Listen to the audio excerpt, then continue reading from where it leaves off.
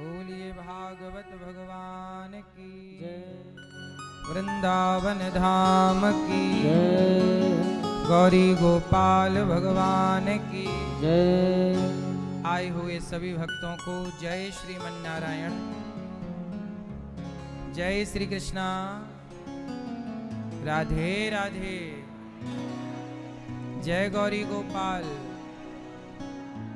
कैसे हैं आप लोग?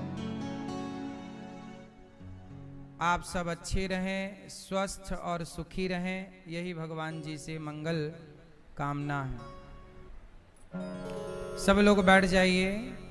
हमारी मैया श्रीमती शांति बाई अपने स्वर्गीय पति को भागवत सुना रही हैं, सुनवा रही हैं। पत्नी का कर्तव्य जो है वो मैया जी निभा रही हैं। मैया जो काम कर रही हैं इससे पति पक्ष का भी उद्धार होगा और इनके पिता पक्ष का भी उद्धार होगा। स्त्री जो भी कार्य करती है उससे उनके दोनों कुलों का उद्धार होता।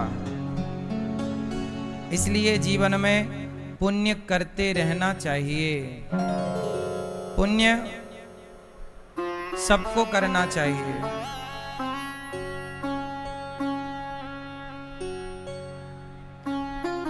हमारी मैया शांति मैया स्वर्गीय चेतराम खोजर जी की पुण्य स्मृति में कथा का आयोजन करा रही हैं। भतीजे आपके मिश्री लाल किरार जी, गीताबाई जी, लक्ष्मी चंद्र किरार जी इंदलगढ़ दतिया से आई हैं, पड़री से। आज 7वां दिन है, हम सब कथा सुन रहे हैं। कल यहाँ बेटियों का विवाह हुआ, 21 बेटियों का। 22 बेटियों का विवाह होना था, पर एक बेटी के घर में किसी प्रकार की कुछ घटना होने से वो आगे की डेट में शिफ्ट हो गए हैं। तो कल 21 बेटियों का ही विवाह यहाँ पर हुआ। 22 बेटियों की हमने तैयारी की थी। 22 बेटियों को आना भी था, किसी कारणवश एक बेटी नहीं आई, उनका विवाह आगे वाले। अब 13 तारीख को, 13 मई को बेटियों का विवाह होगा। तो आप सबके सहयोग से मैं आपको धन्यवाद दूं कि आप सबके सहयोग और आशीर्वाद से यहाँ 21 बेटियों का कल विवाह संपन्न हुआ और इसके पहले भी 21 बेटियों का विवाह संपन्न हुआ था। और अब अगली बार अभी मई में 13 मई को फिर यहाँ बेटियों का विवाह होगा। मैं आप सबका धन्यवाद देता हूँ कि गौरी गोपाल में जितने भी शुभ कार्य होते हैं आप सबके सहयोग से होते हैं। देखो ऐसा है कि राम सेतु बन गया ना। अब आपसे कोई कहे कि आप भी राम सेतु बनाने में सहयोग करो, तो अब हम लोग तो नहीं सहयोग कर सकते क्योंकि अब तो बन चुका। जब बन रहा था तब सहयोग किसने किया? बंदरों ने, भालुओं ने, यहां तक कि एक छोटी सी गिलहरी ने सहयोग किया ना। आज तक उन सहयोगियों को याद किया जाता है कि नहीं? ऐसे ही ये अच्छे कार्य जो गौरी गोपाल में होते हैं, चाहे वृद्ध माओं की सेवा हो, संतों की सेवा हो, इन कार्यों में जब आप बेटियों का विवाह हो, गायों की सेवा हो, गुरुकुल की सेवा हो, जब आप इन कार्यों से जुड़कर सहयोगी बनते हैं तो आपके इस पुण्य को परमात्मा भी अपनी डायरी में लिखेंगे कि इन्होंने, आपने ये पुण्य किया और आपका ये योगदान था। जैसे आज जब राम सेतु, जब राम जी कभी बैठते होंगे और कहते होंगे कि जब मैंने राम सेतु बनाया तो किस किस का योगदान था, तो भगवान की डायरी में उस समय के हर बंदर भालू का नाम होगा कि नहीं? बोलो हाँ। ऐसे ही जैसे जगन्नाथ जी का मंदिर बना, उस मंदिर में उस जमाने के कितने लोगों का सहयोग रहा होगा? मजदूरों का भी सहयोग रहा होगा, अन्य लोगों ने भी सहयोग किया होगा, आर्थिक रूप से, शारीरिक रूप से किया होगा। अब तो वो तैयार हो गया। ऐसे ही जब कोई काम हो रहा हो तो हम सबको सहयोगी बन जाना चाहिए, क्योंकि उस काल खंड में उस कार्य के सहयोगियों को भी याद किया जाएगा आने वाले इतिहास में। कि आपका भी सहयोग इन बेटियों का घर बसाने में रहा जो कल बसाई गई। कल बेटियों का विवाह हुआ। आप सबके सहयोग से मैं आप सबका धन्यवाद दूं। आपने देखा कल बेटियों का जो विवाह हुआ, उनमें एक बेटी ने बताया कि ना मेरी माता है ना मेरे पिता, मेरा भाई कमाता है और उसी से हमारा गुजारा होता है। गरीब परिवार की वो बेटियां जिनका कोई पिता नहीं माता नहीं, ऐसी अनाथ जैसी बेटियों का विवाह, किसी के पिता नहीं है, किसी के पिता हैं तो रिक्शा चलाते हैं, मजदूरी करते हैं, ऐसी बेटियों का विवाह हुआ। आप सबसे मेरी प्रार्थना है कि आप सब इन बेटियों का विवाह जरूर करें। आप सभी इन बेटियों के विवाह में सहयोगी अवश्य बने।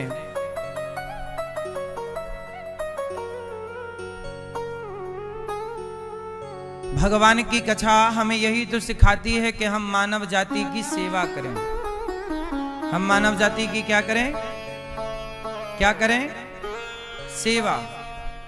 सेवा करें।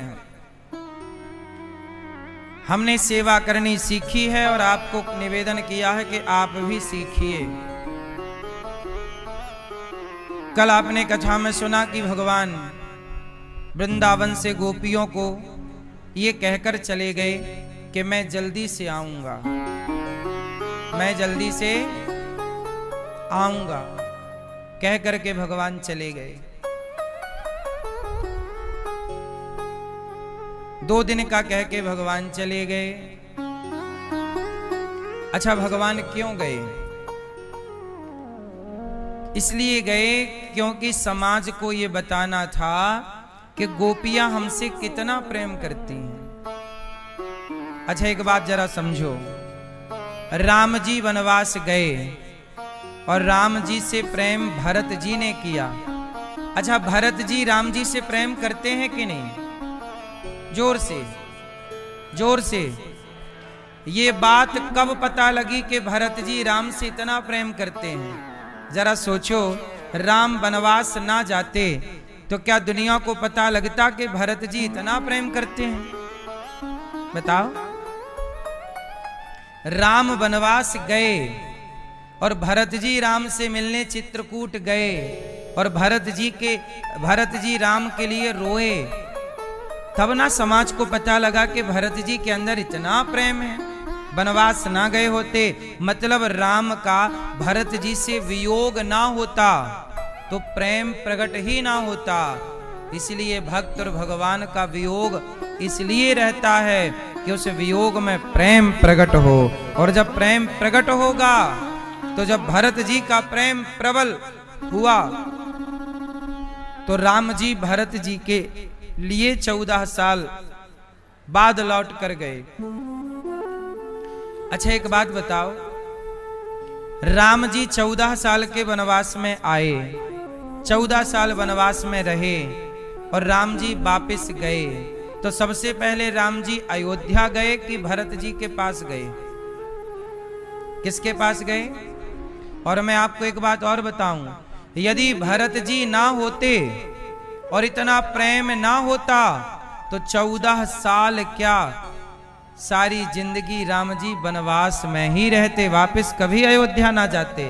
वापस अयोध्या गए हैं तो केवल भरत जी के लिए, क्योंकि भरत जी ने कहा था कि यदि 14 वर्ष में एक दिन भी आप लेट हुए तो मैं आपको चिता पर जलता हुआ मिलूंगा, आपके बिना मैं रह ना पाऊंगा। प्रभु, ये जो रह ना पाऊंगा की स्थिति है, इसी का नाम है प्रेम, और इसी का अनुसरण करती हैं गोपियां।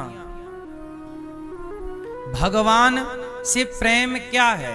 हम सब भी तो प्रेम करते हैं, कोई बेटा से, कोई बेटी से, कोई संसार से, लेकिन भरत जी ने प्रेम किससे करके दिखाया? प्रभु से। गोपियों ने किससे प्रेम करके दिखाया? भगवान से।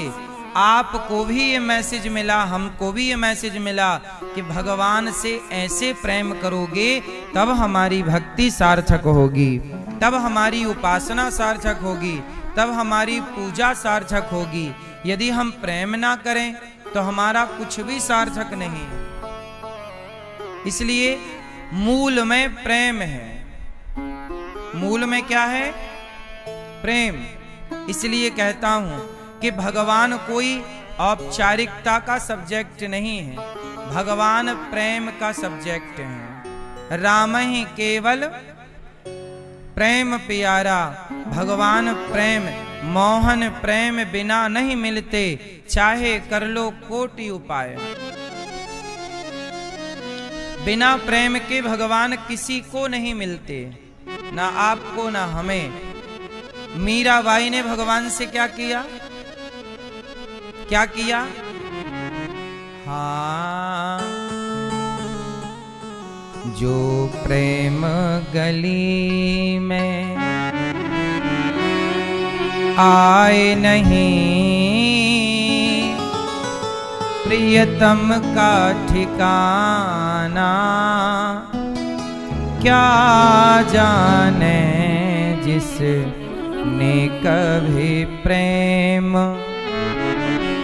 किया ही नहीं, वो प्रेम निभाना क्या जाने।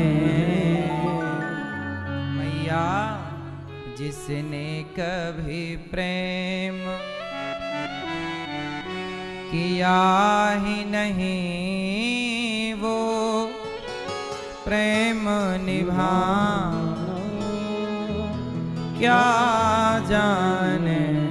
जो प्रेम गली में, जो प्रेम गली में आए नहीं, प्रियतम का ठिकाना क्या जाने। जिसने कभी प्रेम किया ही नहीं, वो प्रेम निभाना क्या जाने। प्रेम क्या होता है ये भरत जी समझते हैं, ये मंथरा नहीं समझती। ये मंथरा के बस का प्रेम नहीं है, ये कैकई के बस का प्रेम नहीं है, कैकई माता के बस का प्रेम नहीं। प्रेम तो भरत जी के बस का है। इसलिए समाज में दो तरह के लोग हैं, एक वो जो भरत जी की तरह प्रेमी है, और एक वो जो मंथरा की तरह सूखे हुए हैं। प्रेम रस नहीं है। कौन सा रस नहीं है? प्रेम रस। इसलिए गोपियां भरत जी को फॉलो करती हैं।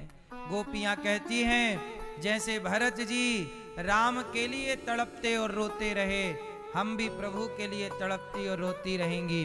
क्यों?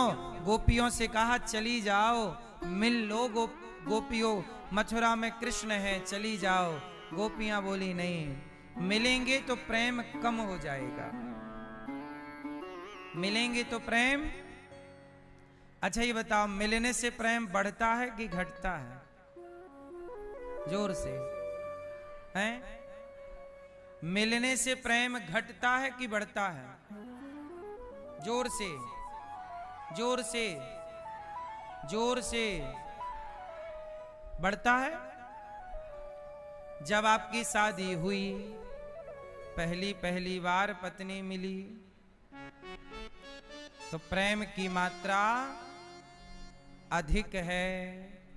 शादी के बाद देखा नहीं, लड़का लड़की एक दूसरे का हाथ पकड़ के चलते हैं, छोड़ते नहीं तनिक सी देर के लिए। हाँ, ये पहला प्रेम है। अब आप कहते हो मिलने से प्रेम बढ़ता है। अब यही पति पत्नी को 1 साल बाद देखना, फिर 3 साल बाद देखना, हाथ पकड़ाएगी तो पकड़ेगा ही नहीं। क्यों? लंगड़ी है क्या? चल। और 10 साल बाद देखना, तुमसे कहता था बहुत प्यार करता हूं, तुम्हारे बिना रह ना सकूंगा। अब यही डायलॉग पड़ोसन से कह रहा है, यही बात पड़ोसन के लिए। अब और रोज मिलो, प्रेम घट गया कि नहीं? हाँ, प्रेम कहते हैं ना मेरी मां, दूर के ढोल, दूर के ढोल, दूर के ढोल सुहावने लगते हैं, पास के ढोल तो कान फाड़ देते हैं। ए बंद कर। दूर के ही ढोल सुहावने लगते हैं। भगवान से जब तक नहीं मिले तो ना मिलने के बीच में जो तड़प है, गोपियां कहती हैं हम नहीं मिलेंगे कृष्ण से। क्यों? मिल लेंगे तो वो तड़प समाप्त हो जाएगी। और भगवान के प्रेम में तड़पने का जो मजा है ना, वो मजा अलग है, वो सुख अलग है। अच्छा एक बात बताओ, आप लोग जब वृंदावन नहीं आए, अपने घर पर थे, तब वृंदावन की याद आती ना? अब कल जाएंगे वृंदावन। अब देखो महीने भर पे हमें वृंदावन जाना है, कथा में जाना है, सत्संग में बिहारी जी से मिलने, गौरी गोपाल भगवान से मिलने जाना। अब फलानी तारीख को जाना है, 1 महीने बाद हमें वृंदावन जाना। हाँ तैयारी कर लो, बैग सजाओ, सुनो कपड़ा रख लेना, पूरे लड्डू भी बना लेना, वृंदावन जाना है। अब आपको सपने में भी वृंदावन आ रहा है। नहीं आए थे तब वृंदावन का चिंतन ज्यादा था। बोलो हाँ।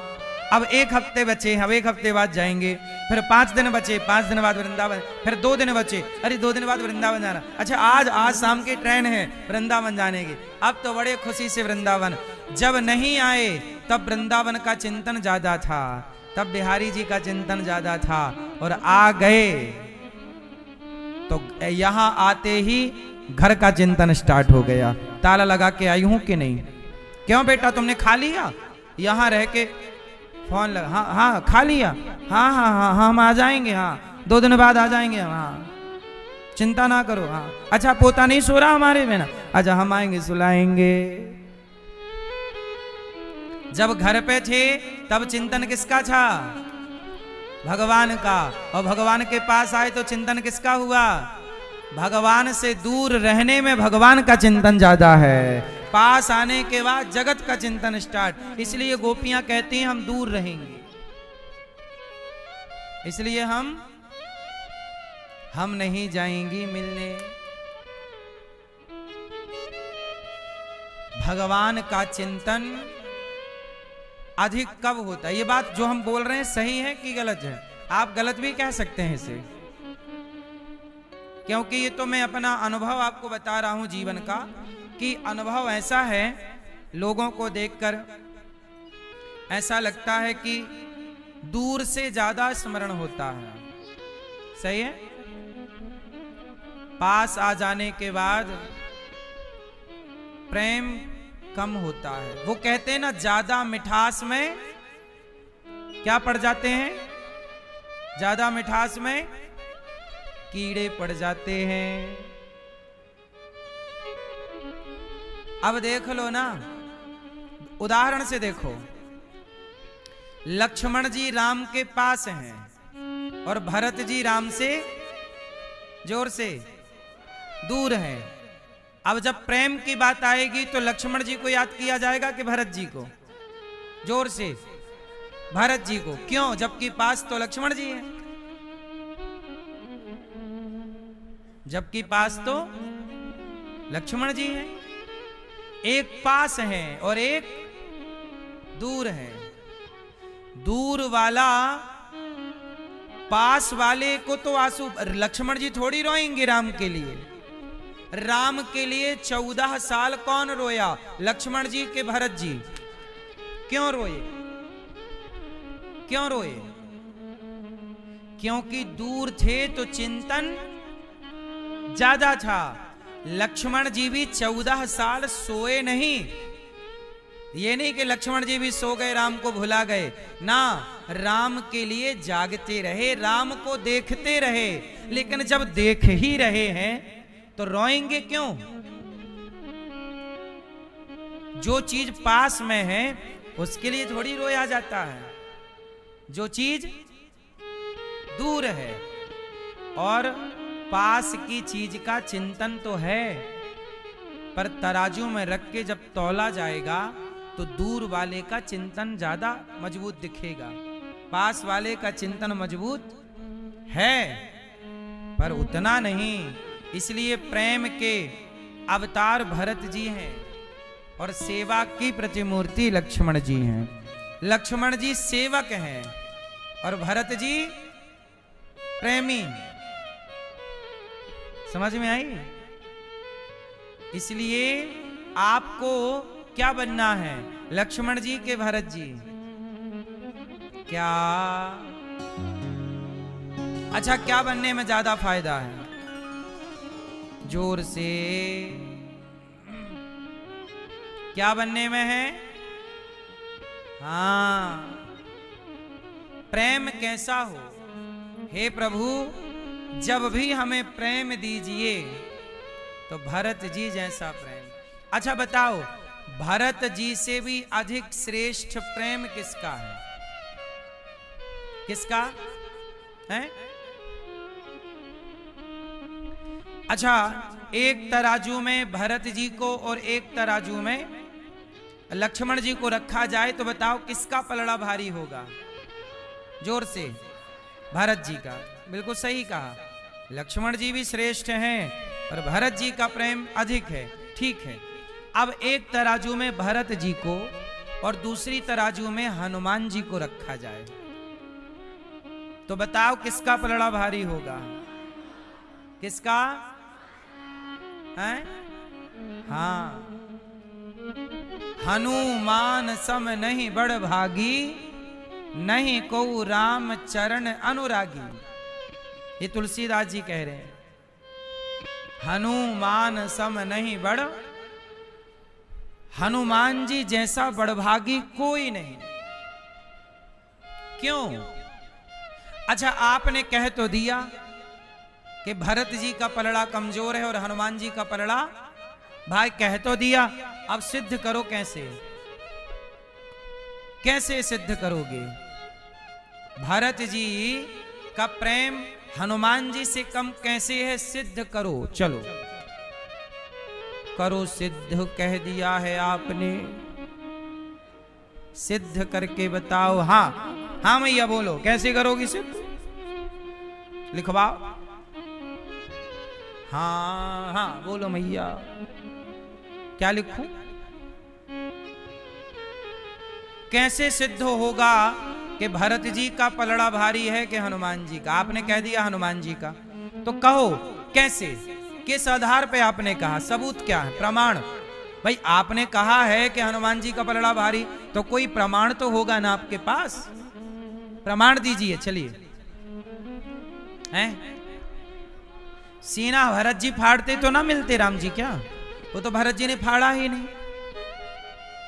ये तर्क काम नहीं करेगा। और आगे बोलो। नहीं, हम बताएं?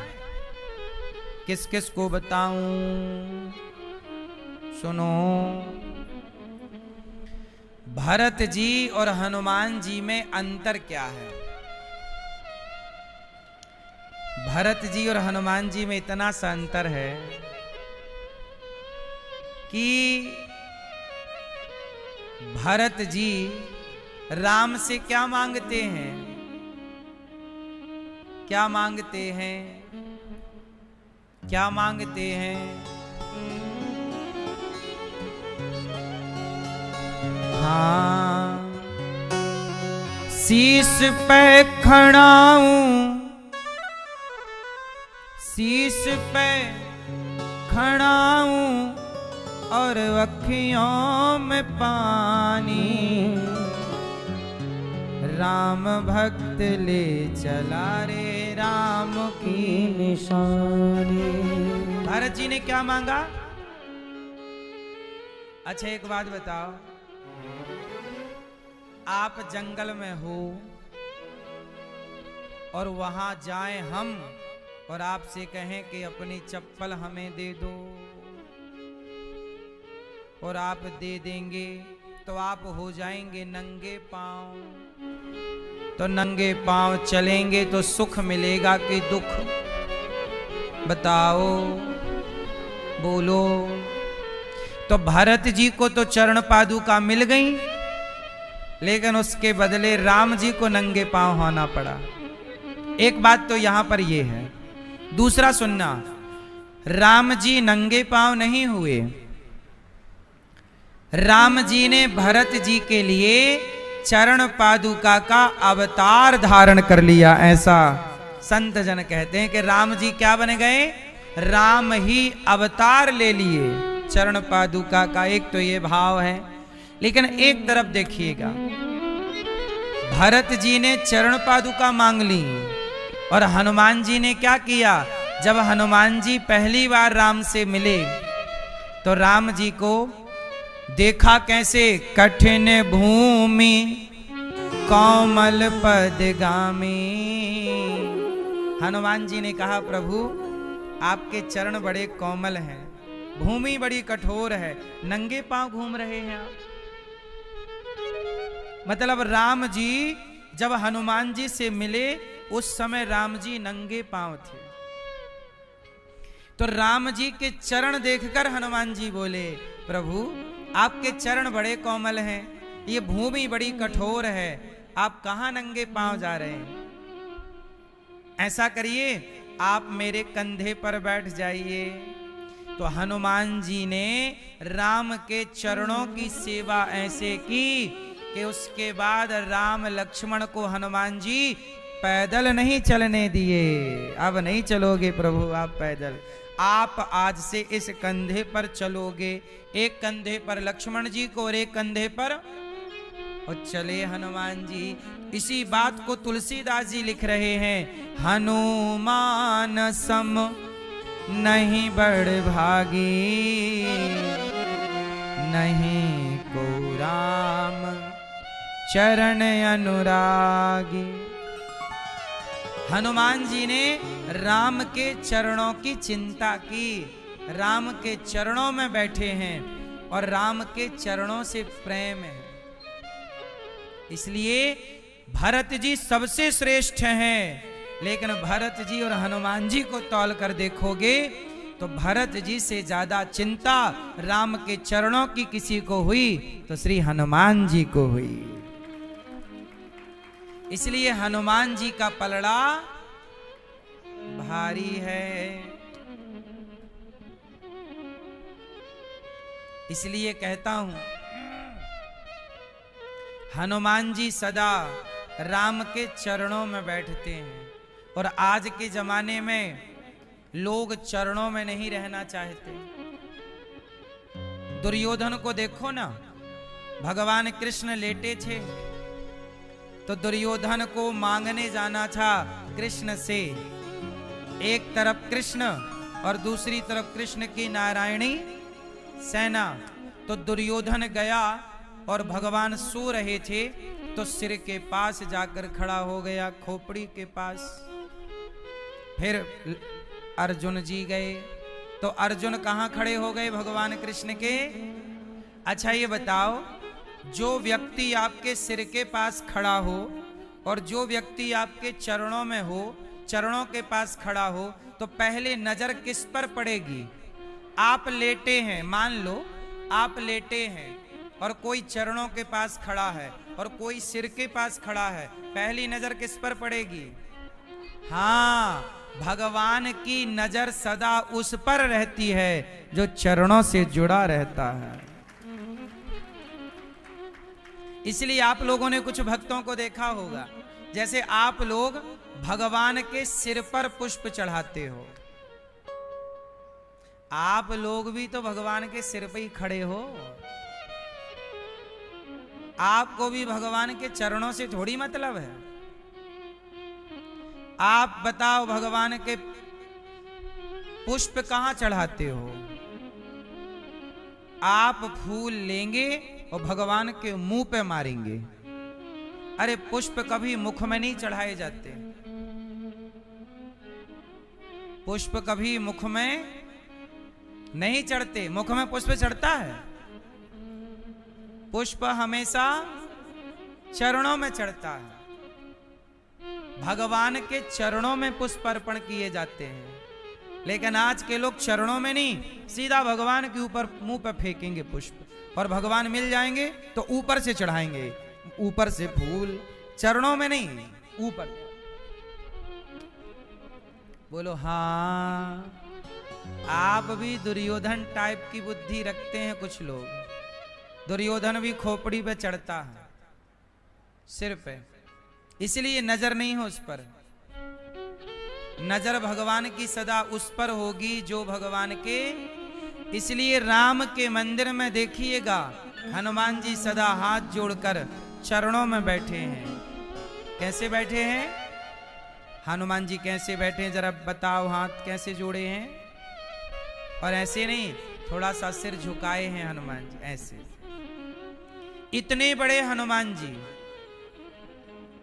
इतने बड़े हनुमान जी जिन्होंने राम की इतनी मदद की, सीता मां का पता लगाया, लक्ष्मण जी की जान बचाई, एक हाथ से पहाड़ उठाया, इतने बड़े हनुमान जी राम के चरणों में सिर झुका के बैठे हैं।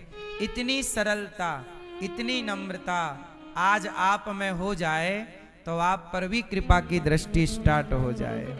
आज का व्यक्ति इतना सरल कहां हो पा रहा है, इतना सहज कहां हो पा रहा है? है ना मेरी मां? तो चरणों से जुड़िए। भगवान की पूजा पुष्प चरणों में चढ़ता है। फूल चढ़ाओ, चरणों में समर्पित करो। तो गोपियां, भरत जी, हनुमान जी, ये सब क्या करते हैं प्रभु से? क्या करते हैं? अच्छा, भरत जी प्रेम करते हैं, लेकिन प्रेम करते हैं लेकिन भरत जी बाण भी चलाते हैं। बोलो हाँ, किस पर चलाए बाण? हनुमान जी भी चला दिए। भरत जी ने किस पे बाण चलाए? हनुमान जी पर। क्यों बाण चलाए? हनुमान जी जा रहे थे बूटी लेकर के पहाड़। भरत जी को लगा कि मेरे प्रभु पर कोई पत्थर फेंकने जा रहा। तो भरत जी को लगा कि कोई गड़बड़ है, तो भरत जी ने हनुमान जी को बाण मार दिया।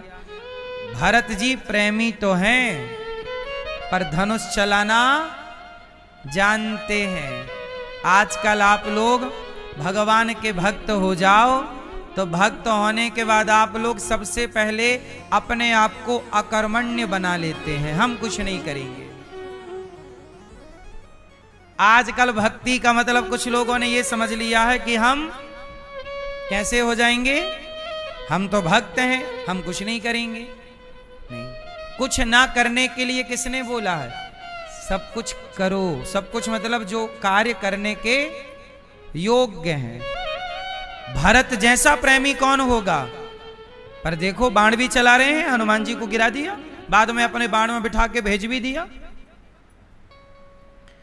भगवान की भक्ति करना है, भगवान के आश्रित रहना है, पर अपने काम को करते हुए, कर्म करते हुए। ठीक है? भक्ति का मतलब ये नहीं कि हम काम कुछ नहीं करेंगे। आजकल का व्यक्ति बोल रहा हम भक्ति करेंगे और कुछ नहीं करेंगे। जब से भक्ति करना स्टार्ट किए हैं, सास बोलती है बहू ने पानी देना छोड़ दिया। जब से भक्ति स्टार्ट हुई, पति बोल रहा है पत्नी ने हमारी तरफ देखना छोड़ दिया। भक्ति का मतलब ये नहीं है कि तुम अपने कर्तव्य भूल जाओ। और आजकल भक्ति का मतलब लोग यही समझ रहे हैं, ये भक्ति नहीं मेरी माँ। भक्ति प्रभु से प्रेम नेचुरल हो। कैसा? जैसे आपके बेटे से आपका प्रेम है, नेचुरल है। आप बेटे की पूजा नहीं करते लेकिन बेटे से प्रेम है। ऐसे ही जैसे पुत्र से प्रेम है, ऐसे प्रभु से प्रेम होना चाहिए। ऐसे ही भगवान का स्मरण हो और आप बेटे से प्रेम करते हुए काम पूरा करते हैं। ये प्रेम चाहिए भगवान को, ये नहीं कि तुम काम छोड़ दो, ये नहीं है, ये गलत हो जाएगा। गोपियां अपना काम करती हैं, झाड़ू पोंछा बर्तन चौका पति सास सबकी सेवा बच्चों की, और जो समय बच जाए तो पेड़ की छांव में बैठती हैं। और एक सखी बोली, सुन ए ललिता, आज तूने सपना देखा है? विशाखा बोली हाँ। ललिता बोली कि हाँ, आज मैंने एक सपना देखा। क्या देखा है? बोले आज सपने में कन्हैया आए और कहने लगे सखी माखन ना खिलाएगी? मैंने कहा क्यों नहीं खिलाऊंगी, यहाँ पर मेरी गोद में बैठना पड़ेगा। कन्हैया मेरी गोद में बैठे और मैं उन्हें माखन खिला रही हूँ। अब ललिता जी बता रही हैं कि मैंने गोद में बिठा के मक्खन खिलाया, प्रभु टुकुर टुकुर हमें देख रहे थे, हमारी ओर टुकुर टुकुर, हम उनकी ओर। भगवान मुस्कुरा रहे। अब सारी एक सखी अपना सपना सुना रही है और बाकी सखियां उस सपने को सुनकर रो रही हैं, रो रही हैं। फिर दूसरी ने कहा आज मैंने भी सपने में कन्हैया को देखा है। क्या देखा? वो आज ना गैया लेके जा रहे थे जंगल, तो मैं वहां से पानी भर के आई यमुना जी से। तो जब यमुना जी से पानी भर के आई तो कन्हैया गैया लेके जा रहे थे। कन्हैया बोले कि सखी प्यास लगी है, पानी पिलाएगी? हाँ हाँ लाला, क्यों ना पिलाऊंगी। तो मैंने अपने मटके से ऐसे पानी किया, कन्हैया ने दोनों हाथ से पानी पिया और मैं उनका दर्शन करती रही। अब एक सखी अपने सपने में जो घटना देखी वो सुना रही कि आज सपने में हमने पानी पिलाया। अब एक सखी सपना सुना रही और बाकी सुन करके रो रही कि सखी तो कितनी भाग्यशाली है, आज प्रभु ने सपने में आकर तुझे दर्शन दिया, तो कितनी भाग्यशाली है, आज प्रभु को तूने पानी पिलाया, आज तूने मक्खन खिलाया। तीसरी ने कहा आज सपना तो मैंने भी देखा है। क्या देखा है तुमने? आज मैंने देखा कि कन्हैया गौशाला में गाय दोह रहे हैं, बछड़ा पी रहा है और कन्हैया भी गैया दोह रहे, दूध निकाल रहे। तो मैं गई सपने में और मैं बोली कन्हैया कन्हैया थोड़ा हमें भी दूध दोगे? कन्हैया बोले हाँ। तो जो बाल्टी में दूध था उन्होंने हमें दे दिया, लो तुम ले जाओ, हमारे घर में बहुत दूध है। अब हमें तो दूध चाहिए नहीं था, हम तो दूध के बहाने और करीब गए थे, मांगने के बहाने के पास से दर्शन करेंगे। मैं भी बैठ गई। तो कन्हैया ने क्या किया, दूध लगाते हुए बोले तुझे दूध पीना है? बोले हाँ। तो थन की पिचकारी, थन लगाओ तो गौ माता के थन से पिचकारी निकलती है दूध की, वो पिचकारी मेरे मुंह की तरफ किया उन्होंने थन, और मेरे मुंह पे वह गौ माता का दुग्ध कन्हैया ने मुझे पिलाया।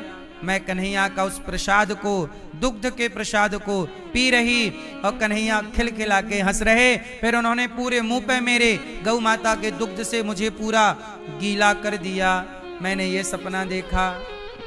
अब सारी सखियां रो पड़ी कि सखी कन्हैया ने तेरे संग इतना समय बिताया, इतना प्रेम किया, ये देखो सामान्य गोपियां हैं जिनके बेटा है, बेटी है, पति है, पत्नी है, सारी जिम्मेदारियां हैं आपकी तरह सारी जिम्मेदारियां वो पूरी भी करती हैं, लेकिन बचे हुए समय को निंदा चुगली में खर्च नहीं करती, भगवान के चिंतन में करती हैं। और रात को सोती हैं तो प्रभु का चिंतन करते करते, भगवान की याद में कि प्रभु क्या बिना दर्शन के जीवन बीत जाएगा, याद में रोती रोती सोती हैं। तो सपने में आते हैं, गोपियां कहती हैं आज सपने में आने का वादा करो, आज मिलने मिलाने का वादा करो। गोपियां कहती हैं तेरा मेरा सांवरे ऐसा नाता है, तेरा मेरा सांवरे ऐसा नाता है, दिन हो चाहे रात हो तेरा सपना आता है, तेरा मेरा सांवरे ऐसा नाता है, तेरा मेरा सांवरे ऐसा नाता है, तेरा मेरा सांवरे ऐसा नाता है, तेरा मेरा सांवरे ऐसा नाता है। दिन हो चाहे रात हो तेरा सपना आता है, तेरा मेरा।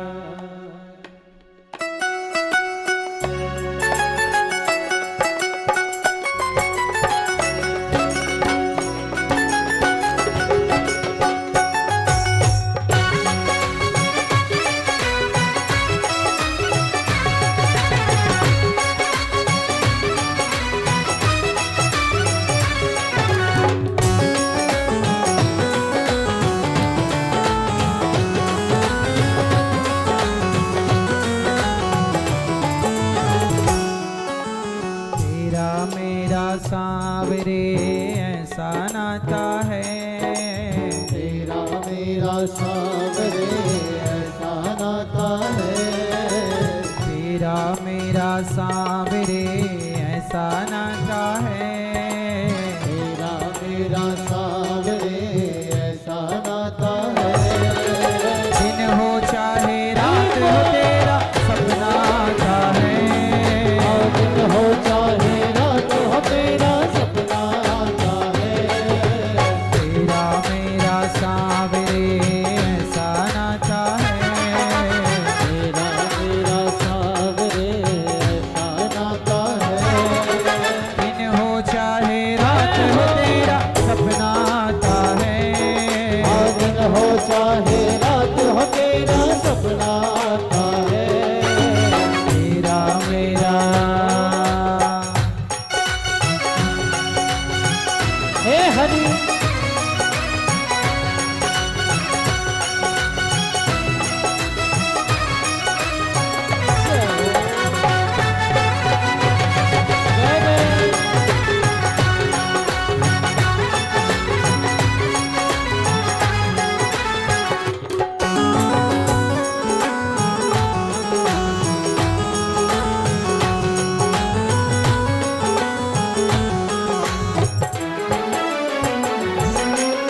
मीत बना तू मेरा और प्रीत लगाई ऐसी, एक बना तू मेरा और प्रीत लगाई ऐसी, दुनिया बनाने वाले ने ये प्रीत चलाई कैसी, रीत चलाई कैसी, रीत चलाई कैसी।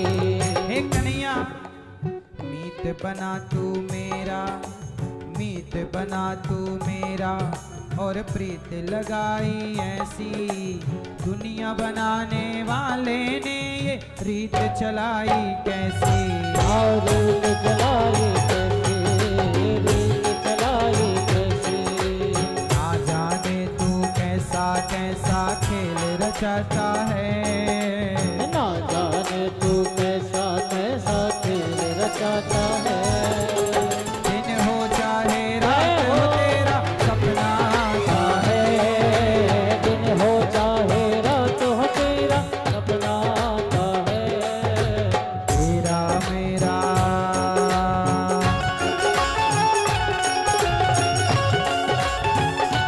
जय हो।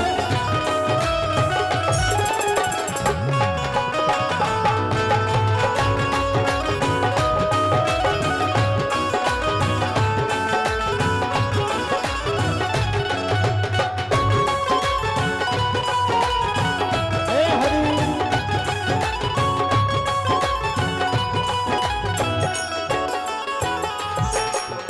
जिसको भी तू चाहे उसको अपना बना ले, हाँ जिसको भी तू चाहे उसको अपना बना ले, सब कुछ तेरे वश में तुम हो करने वाले, हाँ सब कुछ तेरे बस में तुम हो करने वाले, कर न सके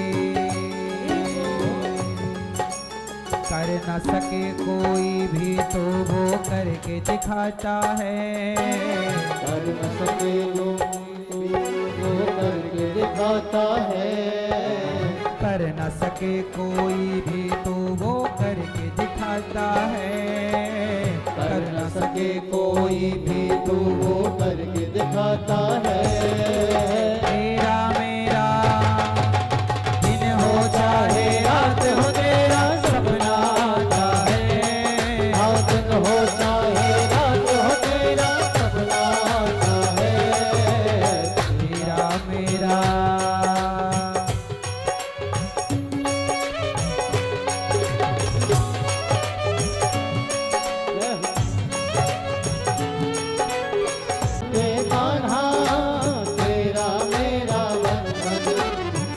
कहिए मेरे संग, अब ना टूटे कान्हा तेरा मेरा बंधन। अब ना टूटे कान्हा तेरा मेरा बंधन। मेरा कुछ भी नहीं है तेरा तुझको अर्पण। मेरा कुछ भी नहीं है तेरा तुझको अर्पण।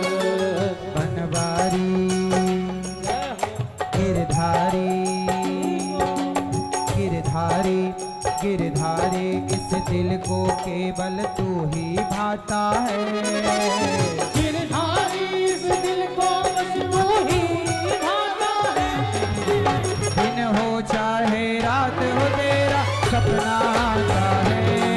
हाँ दिन हो चाहे रात हो तेरा सपना आता है।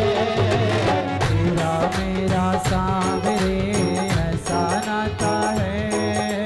तेरा मेरा सांवरे ऐसा नाता है। दिन हो चाहे रात हो तेरा सपना आता है। दिन हो चाहे रात हो तेरा सपना आता है। दिन हो चाहे रात हो तेरा सपना आता है। दिन हो चाहे रात हो तेरा सपना आता है। सपने में आते हो कन्हैया सपने में आते हो। सपने में आते हो कन्हैया सपने में आते हो। सपने में आकर के कन्हैया दिल तड़पाते हो। सपने में आकर के कन्हैया दिल तड़पाते हो। सपने में आते हो कन्हैया सपने में आते हो। सपने में आते हो कन्हैया सपने में आते हो। सपने में आते हो कन्हैया सपने में आते हो। सपने में आते हो कन्हैया सपने में आते हो। सपने में आकर के कन्हैया दिल तड़पाते हो। सपने में आकर के कन्हैया दिल तड़पाते हो। सपने में आते हो कन्हैया सपने में आते हो। सपने में आते हो कन्हैया सपने में आते हो। सपने में आकर के कन्हैया दिल तड़पाते हो। सपने में आकर के कन्हैया दिल तड़पाते हो। सपने में आकर के कन्हैया दिल तड़पाते हो। सपने में आकर के कन्हैया दिल तड़पाते हो।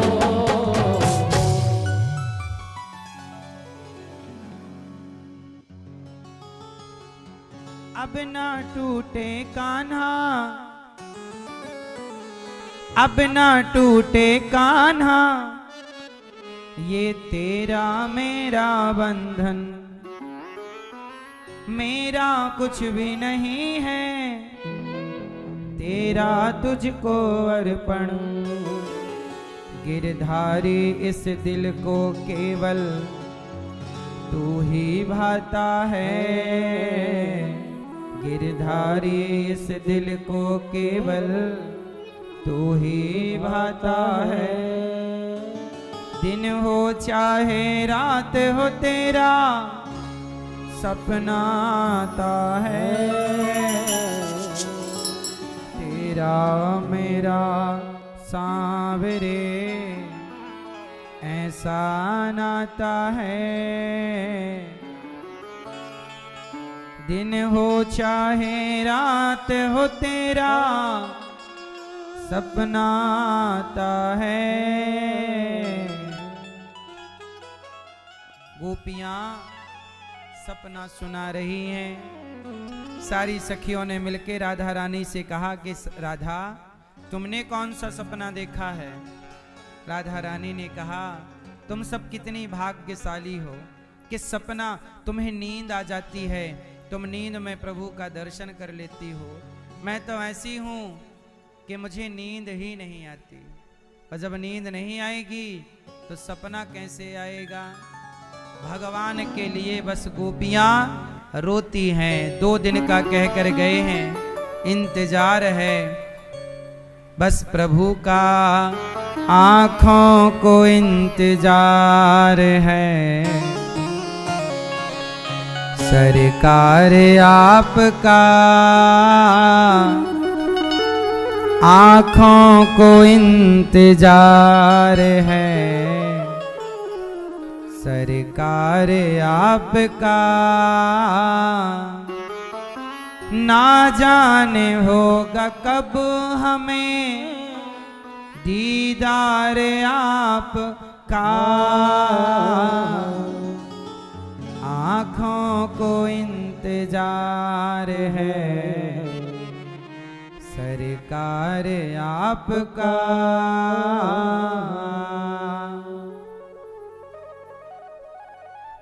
आँखों को इंतजार है प्रभु आपका। गोपियां इंतजार कर रही हैं, आएंगे आए नहीं श्याम जी, लगाई कहाँ देर रे। आप कहाँ रह गए हे प्रभु, आए नहीं। लौटे न आए श्याम सखीरी, लौटे न आए श्याम सखीरी। परदेसवा में छाए जी, परदेसवा में छाए जी। वादा कर गए मोह से कन्हैया, बिछड़ी फिर रही वन वन गैया। रो रो थकी यशोदा मैया जी,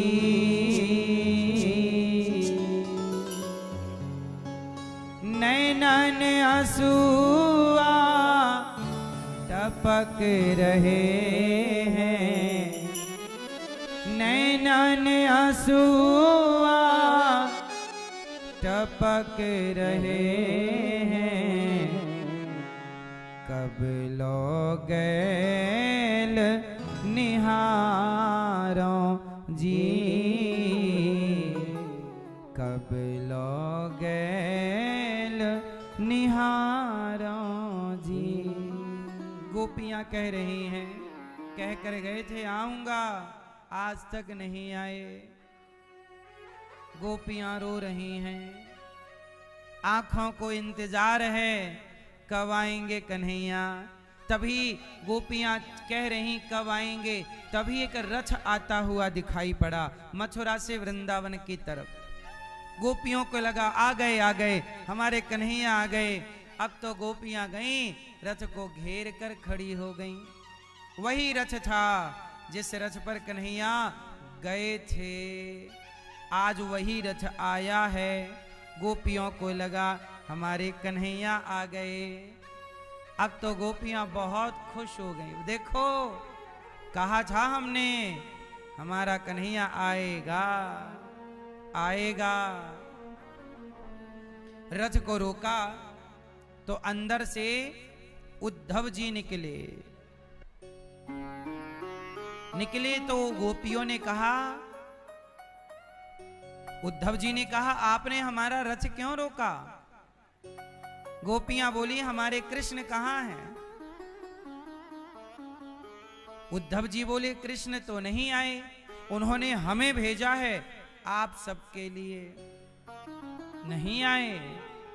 जैसी गोपियों ने सुना कि नहीं आए, गोपियां धड़ाम से जमीन पर गिर पड़ी, सखी नहीं आए तो ये बताओ भैया तुम क्यों आए हो? उद्धव जी ने कहा कल कन्हैया रो रहे थे।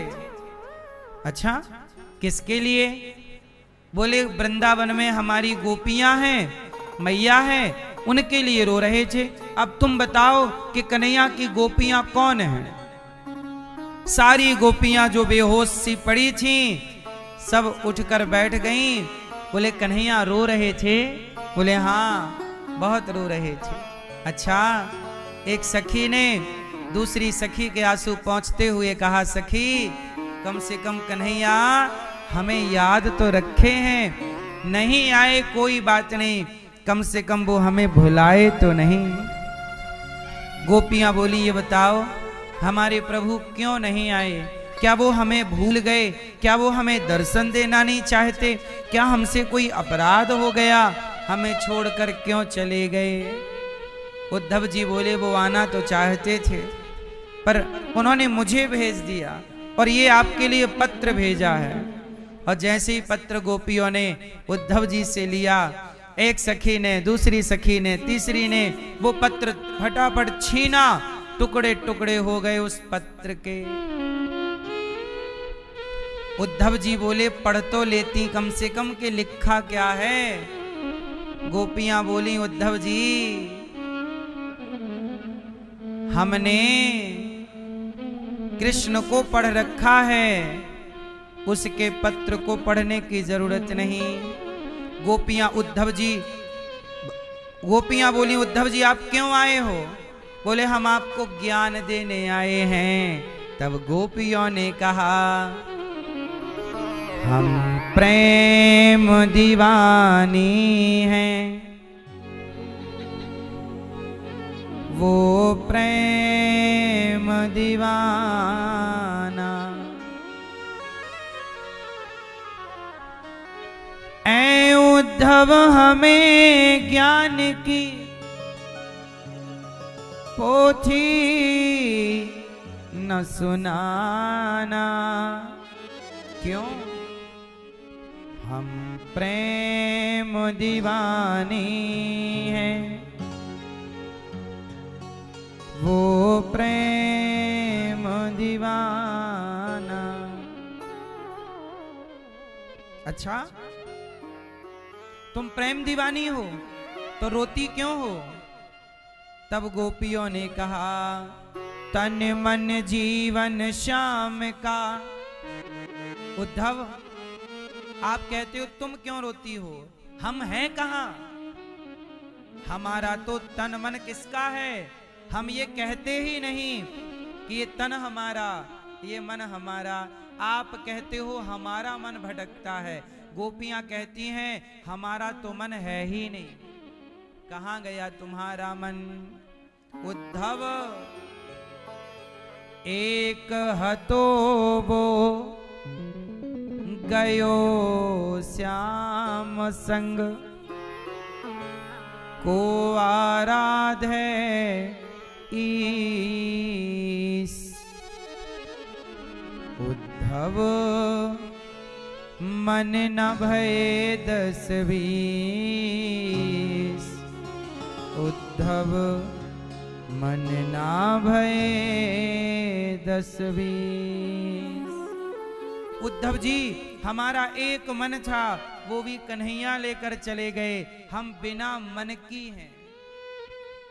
हम कैसी हैं जरा सोचिए।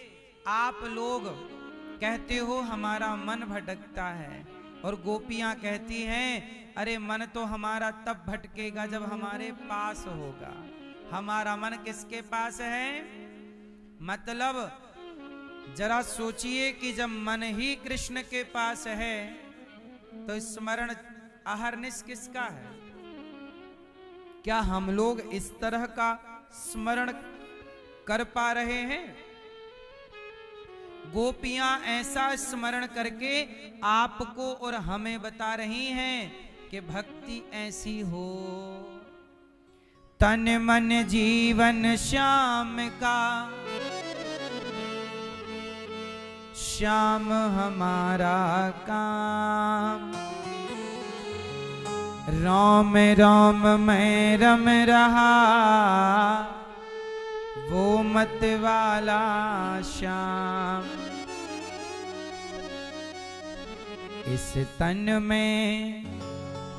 इस तन में अब योग का नहीं कोई ठिकाना। ऐ उद्धव हमें ज्ञान की पोथी न सुनाना। हमें ज्ञान ना दो, क्यों?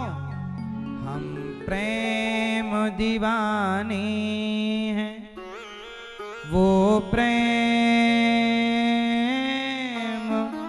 दीवाना।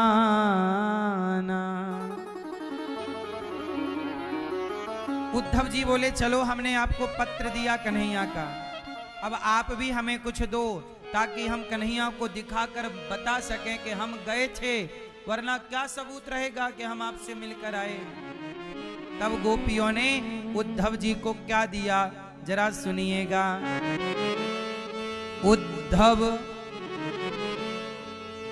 उद्धव इन असुवन को हरिसन मुख ले जाओ। मेरे आंसू, गोपियों ने अपने आंसू जो प्रेम में बहा रही थी, वो आंसू उद्धव जी के हाथ में अंजलि में भर दिए। उद्धव इन असुवन को हरिसन मुख ले जाओ, और पूछे हरि कुशल तो।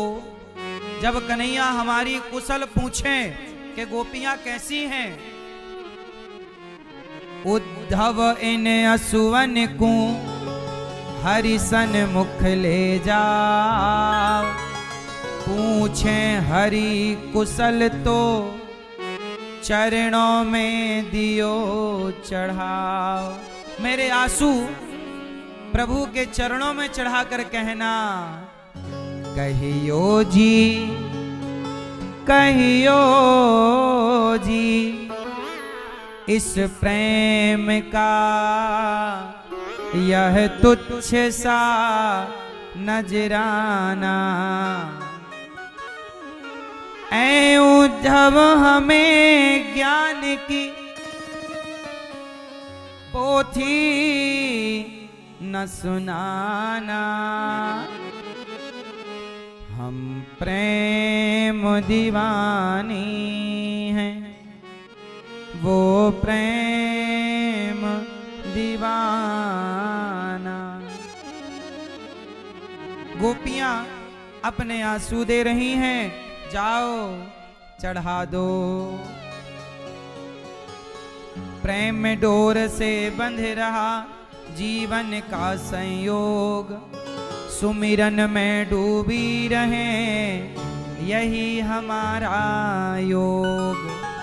कानों में रहे गूंजता वंशी का तराना।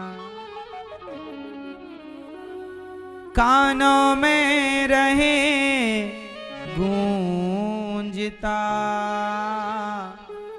वंशी का तराना।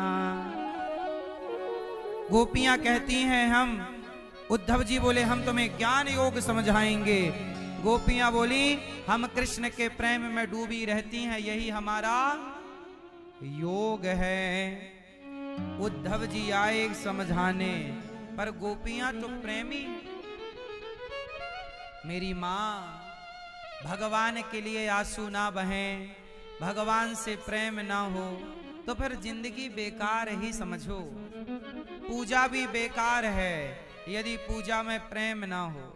इसलिए कहते हैं भगवान से इतना प्रेम हो कि जैसे माँ बेटे के प्रेम में रो पड़ती है, पत्नी पति के प्रेम में रो पड़ती है, ऐसे भक्त भी भगवान के प्रेम में रो पड़े। रोना ही प्रेम है और रोना ही पूजा है। किसके लिए? भगवान के लिए। इसलिए भगवान से इतना प्रेम, जहाँ प्रेम की अधिकता होगी वहाँ आंसू जरूर होंगे। इसलिए प्रेम भगवान से किया करिए। शांत चित्त से बैठिए और थोड़ा भगवान की याद में रोया करो। हाँ, कन्हैया को एक रोज रोकर पुकारा, कृपा पात्र किस दिन बनूंगा तुम्हारा। गोपियां, भगवान का ध्यान प्रेम ऐसा कि उद्धव जी को समझ नहीं आया। उद्धव जी बोले, मेरा ज्ञान तो इनके प्रेम के आगे शून्य है।